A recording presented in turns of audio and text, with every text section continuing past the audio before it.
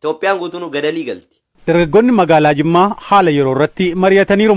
Sanaa miti rakkoon keenya amma Oppidiyoottiin jedhamtu kaleessaa suni hadha badhaadhina jedhamtee abbaate kun wabeen irratti waaminu affeeri kalbi naal abuuk. Dargaggoonni magaalichaa michoomni ABO shaniin wayyaanee waliin gootee Itoophiyaa waraanaa jirtu juntaa aangootti deebisuu irra darbee Oromoof bu'aa buusuu hin qabu jedhan. Ana kan na dhibaa jiru qaamoleen biyya keessa jirtu aangoleen biyya keessa jirtu hattuun wasakni isa siin bilbila gaafatitti bilbiltee callistee silaaltuudha naatu libdaatinna nuti hunda keessa nama kanatti hin daballu sababii abiyyiiti kan nuti jaallannu silaa kan nuti faarsinus angaaf irraa semeeraan an paartii badhaadhinaa kan hin faarsus kan hin jaalladhus tokkittiin abiyyi hin jirre taanaan gadalii galtu.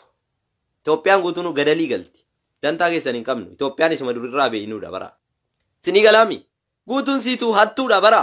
Irra caalaan jara kanaa Oppidiyoo kana warruma kaleessa akkuma girrisaan jettu warruma kaleessa qaama mootummaatii wajjin ummata boochisaa turetu iyyuu malee saneen jaraa sanuma jechuudha.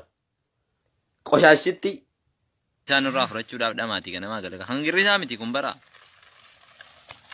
Kun guutuun kan girrisaa miti hin dhamayinaa. Kana isinirraa furanna amma kana booddee kanaa miti. Daala afaan Oromoo akkasiin dubbanne isin goone nuti amma keessanii miti. Alaabaan adda bilisummaa Oromoo kan badhaadhinaati. Girrisaan Oromummaan qabdanii, ilmoo namummaan qabdanii, sammuun qabdanii, yaaddanii. Wallahi gadi baasa gadi baasa. Dhiira jedhamuun maaliin adda bahe? Sanaan adda bahe bara waa biraa miti. Gaafati dhalattu bar kan dura miilli kee fannifamee ilaalama hospitaalas ta'e manatti dhaladhu miila kee gidduutti ilaalama. Mataadha moo harmaan hin jiru? Beetee qabdi moo quxii qabdiidha? Yoo quxii qabaatte dhiira.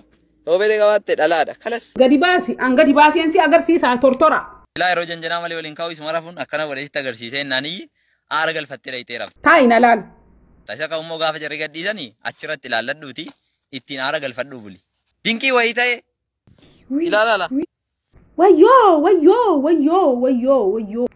Argitanii kan waan hudduun jara as keessa jiruudhaaf jechuudha. Aizu billaa. Imee gajjari mee maa inni sitti jiru hin jedhee mar. Viidiyoo bilisiginnaa arganne viidiyoo piippi abdishaan abiyyiif abdishaa waliin beeku. Maakoo yaa rabbi. Kantiibaan gandaa'u nan beeku. Rabbi nama fokkisiisi. Piippi mootummaa sagaaraa dhiisiti yookiin diinummaa biyyirraa qabdan dhiisaati. Kantiibaan ganda kootiyyuu nan beeku ana. Eeni jira viidiyoon koo ni jira. Kanaan immoo jechuudha kanaafi miti kan siyaasa dhiise.